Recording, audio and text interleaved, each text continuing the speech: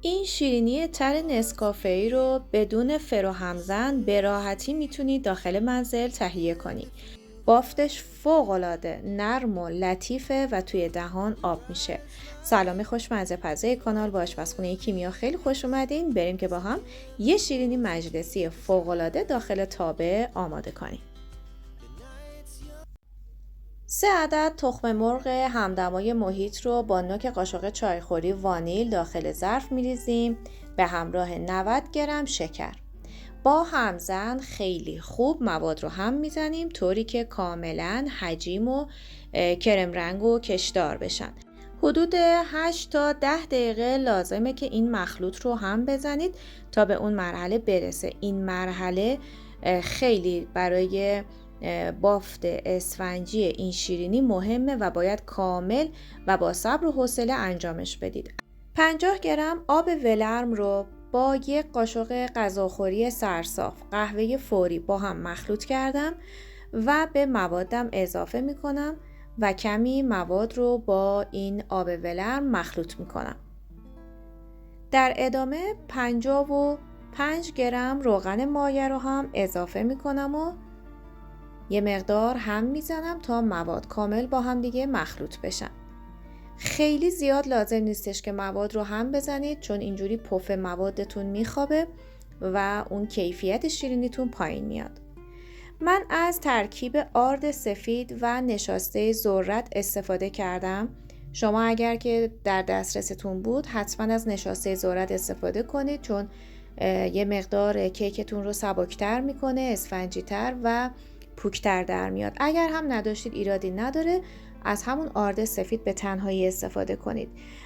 آرد سفید به میزان 140 گرم و 3/4 قاشق شربت خوری بیکینگ پودر هم اضافه میکنم و کم کم هم میزنم. مواد رو حتما به یک جهت هم بزنید و خیلی آهسته این کارو بکنید که پف موادتون نخوابه. من تابه رو کفش رو یک مقداری با روغن چرب کردم، کاغذ روغنی پهن میکنم و موادم رو میریزم داخل تابه. سطح کار رو کاملا صاف میکنم تا تمام مواد به صورت یک دست داخل تابه پهن بشه. شعله پخش کن رو روی حرارت متوسط رو به پایین قرار میدم از 1 رو 20 دقیقه قبل تا کاملا داغ شده باشه و بعد درب تابه رو میبندم و روی گاز قرار میدم به مدت 30 تا 40 دقیقه که با این حرارت پخته بشه. دقت کنید که توی 20 دقیقه و 25 دقیقه اول به هیچ عنوان درب تابه رو باز نکنید که پف کیکتون میخوابه. بعد از اینکه کیکمون پخت اون رو کناری میذاریم تا کاملا خنک بشه. توی این فاصله خامه قنادیمون رو فرم میدیم. خامه رو ببینید، باید غلظت خامه به این شکل باشه. به هیچ عنوان خامه شما داخل محیط آشپزخونه نباید آبکی شده باشه چون دیگه فرم نمیگیره. خامه قنادی رو از لوازم قنادی ها تهیه کنید. تا زمانی که خامه رو لازم نداشتید حتما داخل فریزر قرار بدید. زمانی که خواستید خامه رو فرم بدید از داخل فریزر خارج کنید. حدود 1 ربع تا نیم ساعت بسته به گرمای محیط داره داخل محیط آشپزخونه بمونه و زمانی که مثل ماست پرچرب یه همچین غلظتی رو پیدا کرد و یه مقدار هم سفت‌تر بود دیگه آماده هم زدن هست. حتما از کاسه استیل استفاده کنید برای هم زدن تا نتیجه بهتری داشته باشه. با دور تند همزن اول خامه رو حدود 1 تا 2 دقیقه هم میزنیم، چند ثانیه صبر میکنیم، مجدد هم میزنیم. انقدر این کار رو تکرار میکنیم تا خامه کاملا فرم بگیره و اون حالت براقی خامه از بین بره. وقتی خامه فرم میگیره یه حالت مات پیدا میکنه. در انتها هم یک مقدار اگر دوست داشتید میتونید قهوه فوری رو داخل آب جوش حل کنید. یه مقدار که از داغی افتاد به مواد اضافه کنید هم بزنید تا طعم بهتری داشته باشه. عزیزانی که خارج از کشور زندگی میکنن میتونن از خامه های 30 یا 35% استفاده کنن برای این شیرینی. دوستان اگر همزن هم ندارید میتونید از شیرینی فروشی ها خامه فرم گرفته آماده رو خرید کنید و باید خامه رو به محض اینکه از شیرینی فروشی میگیرید سریع بذارید داخل یخچال تو گرمای هوا نمونه که شل نشه و بتونید باهاش کار کنید. کیک رو که کامل سرد شد، از وسط من به 2 قسمت تقسیم کردم. روی کیک رو شربت میزنیم.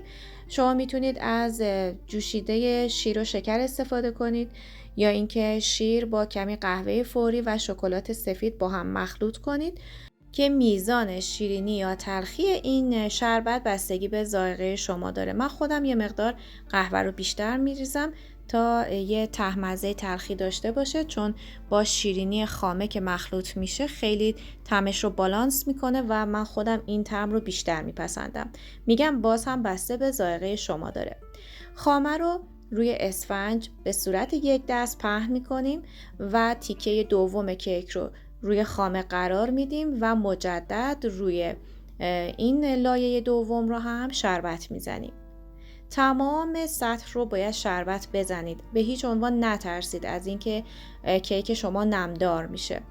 و بعد مابقی خامه رو یه مقدارش رو روی سطح کار قرار میدیم. حالت آسترکشی، نیازی نیستش که خیلی ضخیم باشه، در حدی که روی کیک رو یه لایه نازک از خامه بگیره کافیه. میذاریم داخل یخچال یه ساعتی استراحت کنه و بعد تزیین نهایی رو باید بعد از استراحت کیک داخل یخچال انجام بدید. این آسترکشی به خاطر اینه که زمانی که میخواید کیک رو تزیین کنید کارتون تمیزتر در بیاد. حتی میتونید کیکتون رو بعد از اینکه آسترکشی کردید داخل یخچال به مدت 4 تا 5 ساعت قرار بدید تا حسابی منسجم بشه، خودش رو بگیره و بعد از داخل یخچال خارج کنید. لایه خامه آخر رو روی کیک بزنید و تزیینش کنید. امیدوارم که این شیرینی تر فوق‌العاده خوشمزه رو آماده کنید و از خوردنش لذت ببرید. از اینکه تا انتها با من همراه بودید سپاسگزارم. پیشنهاد میکنم این ویدیو رو که لینکش رو اینجا با شما به اشتراک گذاشتم حتما ببینید. تا آموزش بعدی، خدا نگهدار.